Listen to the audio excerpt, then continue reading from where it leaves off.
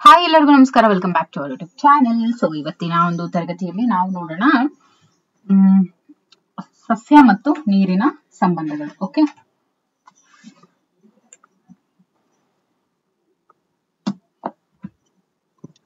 ಸಸ್ಯ ಮತ್ತು ನೀರಿನ ಸಂಬಂಧಗಳು. ನೋಡಿ, ಸಸ್ಯದ ಎಲ್ಲಾ ಶರೀರ ಕ್ರಿಯಾ ಚಟುವಟಿಕೆಗಳಿಗೆ ನೀರು ಅನ್ನುವಂಥದ್ದು ಅತ್ಯಗತ್ಯ, ಹೌದಲ್ವಾ? ಅದು ಮನುಷ್ಯನನ್ನು ಹೊರತಾಗಿ ಏನೂ ಇಲ್ಲ, ಹೌದಲ್ವಾ? ಅದು ಎಲ್ಲಾ ಜೀವಿಗಳಲ್ಲೂ ಕೂಡ ಬಹು ಮುಖ್ಯ ಪಾತ್ರವನ್ನ ನಿರ್ವಹಿಸುತ್ತೆ. ಅನೇಕ ವಸ್ತುಗಳು ಕರಗೋದಕ್ಕೆ ಮಾಧ್ಯಮವಾಗಿ ಕೂಡ ನೀರು ಅವಕಾಶ ಮಾಡಿಕೊಡುತ್ತೆ. ಜೀವಕೋಶಗಳಲ್ಲಿ ಜೀವದ್ರವ ಏನಿರುತ್ತೆ ಬಹುತೇಕ ನೀರಿನಿಂದನೇ ಅದು ಕೂಡಿರುತ್ತೆ. ಆದ್ರೆ ಅದರಲ್ಲಿ ಬೇರೆ ಬೇರೆ ಅಣುಗಳು ಏನಿರ್ತವೆ ಅವು ಕರಗು ಹೋಗಿರ್ತವೆ ಅಷ್ಟೇ, ಮತ್ತು ವಿಲಂಬಿತ ಸ್ಥಿತಿಯಲ್ಲಿ ಇರ್ತವೆ. ಓಕೆ, ಇನ್ನು ಕಲ್ಲಂಗಡಿ ಹಣ್ಣಿನಲ್ಲಿ 92% ಅಂದ್ರೆ 92% ಅಷ್ಟು ನೀರೇ ಇರುತ್ತೆ. ಹೆಚ್ಚಿನ ಮೂಲಿಕಾ ಸಸ್ಯಗಳು ತಮ್ಮ ತಾಜಾ ತೂಕದ ಕೇವಲ 10 ರಿಂದ 15% ಮಾತ್ರ ಶುಷ್ಕ ಪದಾರ್ಥಗಳನ್ನ ಒಳಗೊಂಡಿರ್ತವೆ. ಸಹಜವಾಗಿ ಒಂದು ಸಸ್ಯದಲ್ಲಿಯೇ ನೀರಿನ ಹಂಚಿಕೆ ಬದಲಾಗುತ್ತೆ. ಓಕೆ, ಸಸ್ಯದ ಗಟ್ಟಿ ಒಣಗಿದ ಭಾಗಗಳು ತುಲನಾತ್ಮಕವಾಗಿ ತುಂಬಾ ಕಡಿಮೆ ನೀರನ್ನ ಹೊಂದಿದ್ದು, ಮೃದು ಭಾಗಗಳೇನಿರ್ತವೆ ಹೆಚ್ಚು ನೀರನ್ನ ಹೊಂದಿರ್ತವೆ. ಒಂದು ಬೀಜ ಒಣಗಿದಂತೆ ಕಾಣಿಸ್ಬೋದು, ಆಯ್ತಾ? ಆದ್ರೂ ಅದರಲ್ಲಿ ನೀರಿರುತ್ತೆ. ಇಲ್ಲ ಅಂದ್ರೆ ಅದು ಎಂದಿಗೂ ಕೂಡ ಜೀವಂತವಾಗಿರೋದಕ್ಕೆ ಮತ್ತೆ ಉಸಿರಾಡೋದಕ್ಕೆ ಸಾಧ್ಯನೇ ಆಗೋದಿಲ್ಲ. ಇನ್ನು ಭೂ ಸಸ್ಯಗಳು ಬೃಹತ್ ಪ್ರಮಾಣದ ನೀರನ್ನ ತೆಗೆದುಕೊಂಡ್ರೂ ಕೂಡ ಹೆಚ್ಚಿನ ನೀರು ಎಲೆಯ ಭಾಗದಿಂದ ಗಾಳಿಯನ್ನ ಸೇರುತ್ತೆ. ಭೂ ಸಸ್ಯಗಳು ಏನಿರ್ತವೆ ಅಂದ್ರೆ ಭೂಮಿಯ ಮೇಲೆ ಇರುವಂತ ಎಲ್ಲಾ ಸಸ್ಯಗಳು ಕೂಡ ಬೃಹತ್ ಪ್ರಮಾಣದ ನೀರನ್ನ ತೆಗೆದುಕೊಂಡ್ರೂ ಕೂಡ ಹೆಚ್ಚಿನ ನೀರು ಎಲೆಯ ಭಾಗದಿಂದ ಮತ್ತೆ ಗಾಳಿಯನ್ನ ಸೇರುತ್ತೆ. ಓಕೆ, ಬಾಷ್ಪ ವಿಸರ್ಜನೆ ಅಂತ ಕರೀತಾರೆ. ಯಾವ್ದನ್ನ ಅಂದ್ರೆ ಎಲೆ ಭಾಗದಿಂದ ಮತ್ತೆ ಗಾಳಿಯನ್ನ ಸೇರುತ್ತಲ್ವಾ, ಅದನ್ನ ಏನಂತ ಹೇಳ್ತಾರೆ? ಬಾಷ್ಪ ವಿಸರ್ಜನೆ ಅಂತ ಕರೀತಾರೆ. ಸ್ವಲ್ಪ ಬೆಳೆದಂತ ಜೋಳ ಒಂದು ದಿನಕ್ಕೆ ಸುಮಾರು 3 ಲೀಟರ್ನಷ್ಟ ನೀರನ್ನ ಹೀರಿಕೊಳ್ಳುತ್ತೆ. ನೀರಿನ ಹೆಚ್ಚಿನ ಅವಶ್ಯಕತೆಯಿಂದಾಗಿ ಕೃಷಿ ಮತ್ತು ನೈಸರ್ಗಿಕ ಪರಿಸರದಲ್ಲಿ ಸಸ್ಯಗಳ ಬೆಳವಣಿಗೆಯಲ್ಲಿ ನೀರು ಸೀಮಿತಗೊಳ್ಳುವ ಅಂಶವಾಗಿರುತ್ತೆ ಅನ್ನುವಂಥದ್ದು ಆಶ್ಚರ್ಯಕರ ಸಂಗತಿ ಏನು ಅಲ್ಲ. ಓಕೆ, ಇವಾಗ very important, coming to the point, that is ಜಲವಿಭವ. ಜಲವಿಭವ ಅಂದ್ರೆ ಏನು? ಸಸ್ಯ ಮತ್ತು ನೀರಿನ ಸಂಬಂಧಗಳ ತಿಳುವಳಿಕೆಯನ್ನ ಗ್ರಹಿಸೋದಕ್ಕೆ ಪ್ರಮಾಣೀಕರಿಸಿದ ಪರಿಭಾಷಿಕ ಪದಗಳ ತಿಳುವಳಿಕೆ ಅಗತ್ಯ. ಏನು? ಈಗ ನಾವು ಏನ್ ನೋಡ್ತಾ ಇದೀವಿ? ಸಸ್ಯ ಮತ್ತು ನೀರಿನ ಸಂಬಂಧಗಳ ಬಗ್ಗೆ ನಾವು ನೋಡ್ತಾ ಇದೀವಿ, ಹೌದಲ್ವಾ? ಸೊ ಇದನ್ನ ಗ್ರಹಿಸೋದಕ್ಕೆ ಪ್ರಮಾಣೀಕರಿಸಿದಂತಹ ಪಾರಿಭಾಷಿಕ ಪದಗಳ ತಿಳುವಳಿಕೆ ನಮ್ಗೆ ಬೇಕಾಗುತ್ತೆ.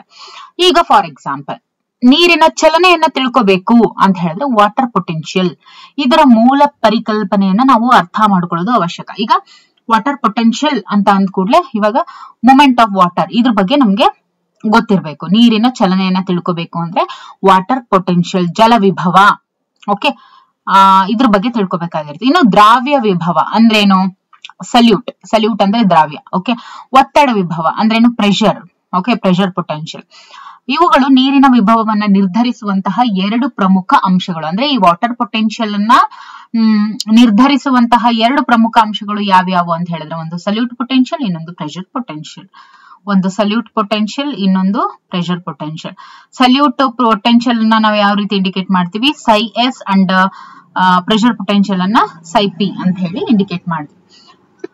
ನೀರಿನ ಅಣುಗಳು ಚಲನಾ ಶಕ್ತಿಯನ್ನ ಹೊಂದಿರ್ತವೆ. ದ್ರವ ಮತ್ತು ಅನಿಲ ರೂಪದಲ್ಲಿ ಅವು ಎಲ್ಲಾ ದಿಕ್ಕಿನಲ್ಲಿ ಮತ್ತು ನಿರಂತರ ಯಾದೃಚ್ಛಿಕ ಚಲನೆಯನ್ನ ತೋರ್ತವೆ.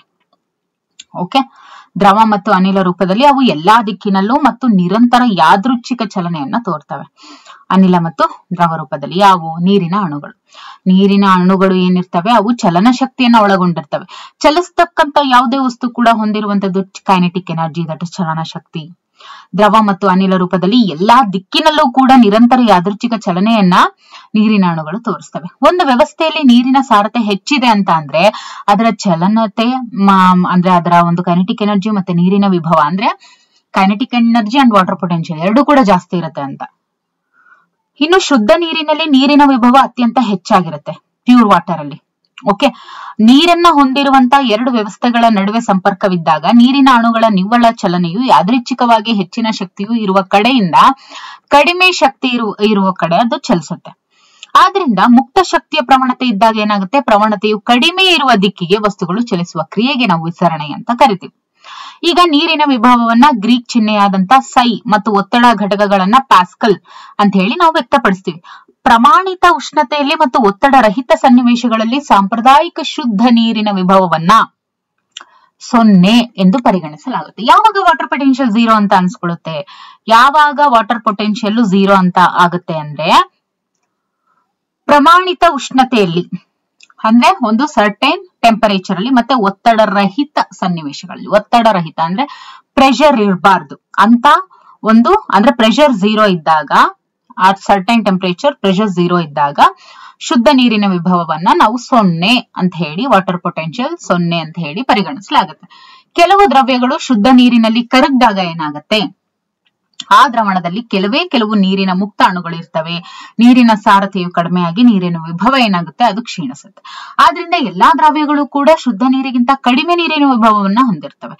ದ್ರಾವ್ಯವು ನೀರಿನಲ್ಲಿ ಕರಗೋದ್ರಿಂದ ಕ್ಷೀಣಿಸುವಂತಹ ಈ ಪ್ರಮಾಣವನ್ನ ದ್ರಾವ್ಯ ವಿಭವ, ಸಲ್ಯೂಟ್ ಪೊಟೆನ್ಶಿಯಲ್ ಅಥವಾ ಸಲ್ಯೂಟ್ ಪೊಟೆನ್ಷನ್ ಅಂತ ಕರೀತಾರೆ. ಇದು ಯಾವಾಗ್ಲೂ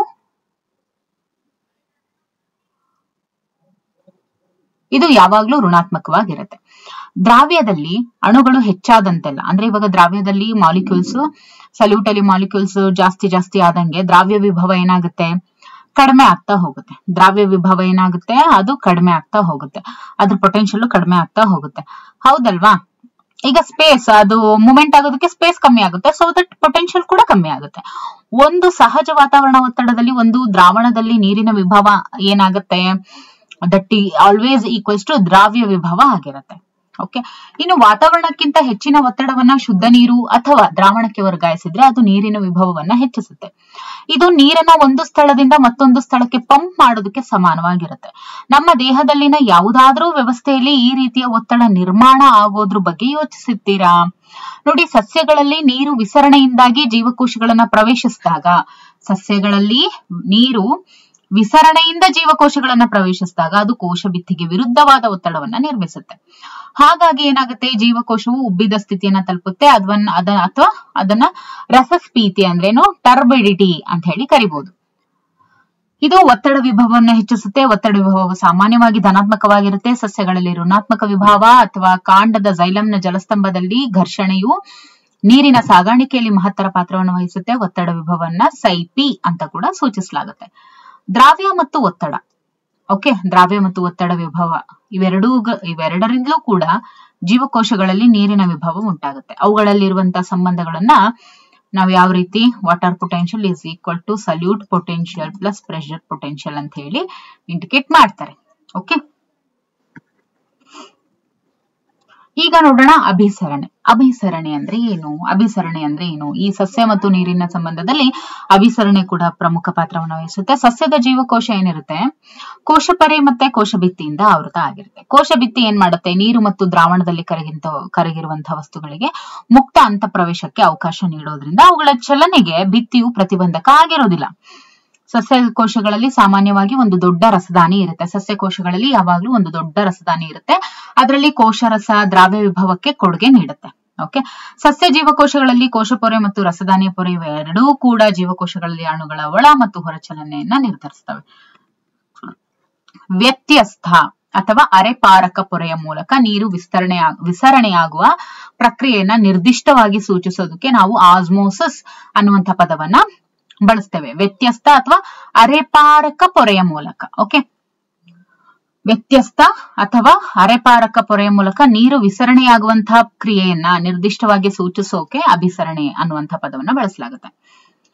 ಚಾಲನಾ ಶಕ್ತಿಯೊಂದಕ್ಕೆ ಪ್ರತಿಕ್ರಿಯೆ ರೂಪದಲ್ಲಿ ಸ್ವಯಂ ಪ್ರೇರಿತವಾಗಿ ಅಭಿಸರಣೆ ನಡೆಯುತ್ತೆ. ನೋಡಿ, ಚಾಲನಾ ಶಕ್ತಿಯೊಂದಕ್ಕೆ ಪ್ರತಿಕ್ರಿಯೆ ರೂಪದಲ್ಲಿ ಸ್ವಯಂ ಪ್ರೇರಿತವಾಗಿ ಅಭಿಸರಣೆ ನಡೆಯುತ್ತೆ. ಅಭಿಸರಣೆಯ ನಿವ್ವಳ ಚಲನಾ ದಿಕ್ಕು ಮತ್ತು ದರ ಒತ್ತಡ ಏನಿರುತ್ತೆ ಪ್ರವಣತೆ ಮತ್ತು ಸಾರಥಿಯ ಪ್ರವಣತೆಯ ಮೇಲೆ ಅವಲಂಬಿತ ಆಗಿರುತ್ತೆ. ನೀರು ತನ್ನ ಹೆಚ್ಚಿನ ವಿಭವದ ಕಡೆಯಿಂದ ಕಡಿಮೆ ರಾಸಾಯನಿಕ ವಿಭವದ ಕಡೆಗೆ, ಆಮೇಲೆ ಸಮತೋಲನ ಸ್ಥಿತಿ ತಲುಪುವವರೆಗೂ ಕೂಡ ಅದು ಚಲಿಸುತ್ತೆ. ಸಮತೋಲನ ಸ್ಥಿತಿಯಲ್ಲಿ ಇದ್ದಾಗ ಎರಡೂ ಘಟಕಗಳಲ್ಲಿ ಒಂದೇ ಸಮನಾದ ನೀರಿನ ವಿಭವ ಇರಬೇಕು. ನೋಡಿ, ಇವಾಗ ಬ್ಯಾಲೆನ್ಸ್ಡ್ ಸಿಚುವೇಶನ್ ಅಂತ ಬಂದಾಗ ಏನಾಗುತ್ತೆ, ಎರಡೂ ಯೂನಿಟ್ ಅಲ್ಲೂ ಕೂಡ ಒಂದೇ ಸಮಾನಾದ ನೀರಿನ ವಿಭವ ಇರಬೇಕು, ಒಂದೇ ಸಮನಾಗಿರ್ಬೇಕು ನೀರಿನ ವಿಭವ. ಓಕೆ, ಅದನ್ನ ನಾವು ಬ್ಯಾಲೆನ್ಸ್ ಅಂತ ಕರಿತೀವಿ. ಸೊ ಈ ಹಿಂದೆ ನೀವು ಶಾಲೆಯಲ್ಲಿ ಆಲೂಗಡ್ಡೆಯ ಆಸ್ಮೋಮೀಟರ್ ತಯಾರಿಸಬಹುದು. ಈಗ ಆಲೂಗಡ್ಡೆಯನ್ನ ನೀರಿನಲ್ಲಿ ಇಟ್ಟಾಗ ಏನಾಗುತ್ತೆ, ಸಾರಯುಕ್ತ ಸಕ್ಕರೆ ದ್ರಾವಣವಿರುವಂತಹ ಆಲೂಗಡ್ಡೆಯ ಕುಳಿಯಲ್ಲಿ ಅಭಿಸರಣೆಯಿಂದಾಗಿ ನೀರು ಶೇಖರಣೆ ಆಗುತ್ತೆ. ಓಕೆ, ಇದರಲ್ಲಿ ಎ ಮತ್ತು ಬಿ ಅನ್ನುವಂಥ ಎರಡು ಕೋಷ್ಟಕಗಳಲ್ಲಿ ಇರುವಂತಹ ದ್ರಾವಣವನ್ನ ಅರೆಪಾರಕ ಪೊರೆಯಿಂದ ಪ್ರತ್ಯೇಕಿಸಲಾಗಿದೆ.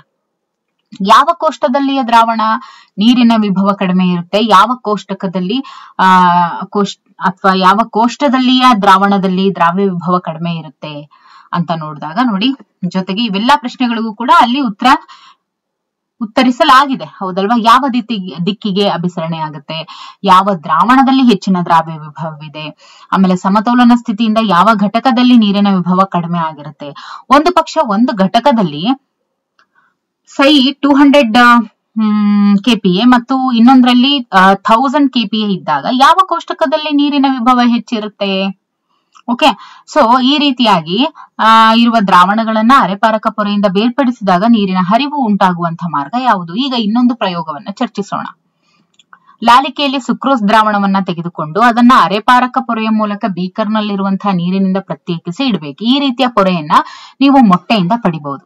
ಓಕೆ, ಯಾವ ತರ? ಈಗ ಮೊಟ್ಟೆಯ ಒಂದು ತುದಿಗೆ ಒಂದು ಸಣ್ಣ ರಂಧ್ರ ಮಾಡಿ ಹಳದಿ ಭಾಗ ಮತ್ತು ಬಿಳಿ ಆಲ್ಬುಮಿನ್ ಭಾಗವನ್ನ ಹೊರತೆಗಿಬೇಕು. ಮೊಟ್ಟೆಯ ಚಿಪ್ಪನ್ನ ಸಾರರಿಕ್ತ ಹೈಡ್ರೋಕ್ಲೋರಿಕ್ ದ್ರಾವಣದಲ್ಲಿ ಕೆಲವು ಗಂಟೆಗಳ ಕಾಲ ಇರಿಸಬೇಕು. ಆಗ ಮೊಟ್ಟೆಯ ಚಿಪ್ಪು ಕರಗಿದ್ರೆ ಪೊರೆಯು ಮಾತ್ರ ಯಥಾಸ್ಥಿತಿಯಲ್ಲಿ ಇರುತ್ತೆ. ನೀರು ಲಾಲಿಕೆಯ ಒಳಗೆ ಚಲಿಸೋದ್ರಿಂದ ಲಾಲಿಕೆಯಲ್ಲಿನ ದ್ರಾವಣದ ಮಟ್ಟವು ಹೆಚ್ಚಾಗುತ್ತೆ. ಈ ಏರಿಕೆಯು ಸಮತೋಲನ ಸ್ಥಿತಿ ತಲುಪೋವರೆಗೂ ಕೂಡ ಮುಂದುವರಿಯುತ್ತೆ. ಒಂದು ವೇಳೆ ಸುಕ್ರೋಸ್ ದ್ರಾವಣವು ಪೊರೆಯಿಂದ ಹೊರಕ್ಕೆ ವಿಸರಣೆ ಹೊಂದಿದ್ರೆ ಈ ಸಮತೋಲನ ಸಾಧ್ಯನಾ ಅನ್ನೋ ಪ್ರಶ್ನೆ ಇದೆ. ನೋಡಿ, ಪೊರೆಯ ಮೂಲಕ ನೀರು ಲಾಲಿಕೆಯ ಒಳಗೆ ವಿಸರಣೆಯಾದಂತೆ ಪೊರೆಯ ಮೂಲಕ ನೀರು ಲಾಲಿಕೆಯ ಒಳಗೆ ವಿಸರಣೆ ಆಗ್ತಾ ಲಾಲಿಕೆಯ ಮೇಲಿನ ಭಾಗದಿಂದ ಬಾಹ್ಯ ಒತ್ತಡ ಹಾಕಬಹುದು. ಅಭಿಸರಣ ಒತ್ತಡವು ಇದ್ದಾಗ್ಯೂ ಕೂಡ ನೀರಿನ ವಿಸರಣೆ ಆಗದಂತೆ ತಡೆಯುವಂತಹ ಒತ್ತಡವನ್ನ ಅಭಿಸರಣ ಒತ್ತಡ ಆಗಿರುತ್ತೆ. ಇದು ದ್ರಾವ್ಯ ಸಾರತೆಯ ಕಾರಣದಿಂದ ಆಗಿರುತ್ತೆ. ದ್ರಾವ್ಯದ ಸಾರತೆ ಹೆಚ್ಚಾದಾಗ್ಲೆಲ್ಲ ನೀರು ಒಳಭಾಗಕ್ಕೆ ವಿಸರಣೆಯಾದಂತೆ ತಡೆಯೋದಕ್ಕೆ ಬೇಕಾದಂತಹ ಒತ್ತಡ ಕೂಡ ಅಧಿಕವಾಗಿರುತ್ತೆ. ಇನ್ನು ಸಂಖ್ಯಾತ್ಮಕವಾಗಿ ಅಭಿಸರಣ ಒತ್ತಡವು ಅಭಿಸರಣ ವಿಭವಕ್ಕೆ ಸಮಾನವಾಗಿರುತ್ತೆ, ಆದ್ರೆ ತದ್ವಿರುದ್ಧ ಸಂಕೇತ ಹೊಂದಿರುತ್ತೆ. ಅಂದ್ರೆ ಅಭಿಸರಣೆಯ ಒತ್ತಡ ಧನಾತ್ಮಕವಾಗಿದ್ರೆ ಅಂದ್ರೆ ಆಸ್ಮಾಟಿಕ್ ಪೊಟೆನ್ಶಿಯಲ್ ಏನಿದೆ ಅದು ಪಾಸಿಟಿವ್ ಆಗಿದ್ರೆ ಅಭಿಸರಣ ವಿಭವವು ಕೂಡ ಋಣಾತ್ಮಕವಾಗಿರುತ್ತೆ. ಓಕೆ, ಅಭಿಸರಣ ವಿಭವ ಏನಾಗಿರುತ್ತೆ? ಋಣಾತ್ಮಕವಾಗಿರುತ್ತೆ. ಅಂದ್ರೆ ಅಭಿಸರಣೆಯ ಒತ್ತಡ ಆಸ್ಮಾಟಿಕ್ ಪ್ರೆಷರ್ ಪಾಸಿಟಿವ್ ಆಗಿದ್ರೆ ಆಸ್ಮಾಟಿಕ್ ಪೊಟೆನ್ಶಿಯಲ್ ನೆಗೆಟಿವ್ ಆಗಿರುತ್ತೆ. ಇದನ್ನ ನೀವು ಚೆನ್ನಾಗಿ ನೆನ್ಪಿಟ್ಕೋಬೇಕು.